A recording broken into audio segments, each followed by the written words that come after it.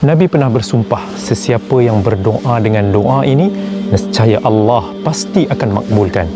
Dalam sunan yang empat ataupun as-sunanul arba'ah, Sunan Abi Daud, At-Tirmidzi, An-Nasa'i, Ibnu Majah, satu hari Nabi SAW berjalan dan terdengar ada seorang sahabat baginda berdoa dengan lafaz, Allahumma inni as'aluka bi anni ashhadu annaka antallahu la ilaha illa ant al-ahadus samad alladhi lam yalid wa lam yulad wa lam yakul lahu kufuwan ahad. Ya Allah, aku memohon kepadamu dengan persaksianku bahawa tiada ilah melainkan Engkau, Al-Ahadus Samad, yang Maha Esa dan hanya Senya menjadi tempat berdoa dan sembahan, Alladhi lam yalid wa lam yulad, yang tidak dilahirkan maupun melahirkan, dan tiada apa pun yang setara dengannya.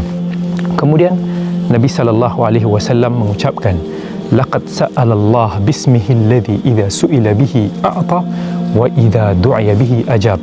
Sesungguhnya sahabat itu tadi telah meminta kepada Allah dengan lafaz ataupun ucapan yang jika seseorang itu menyebutnya, maka Allah tidak akan menolak permintaannya, dan jika dia berdoa, nescaya Allah tidak akan menolak doanya.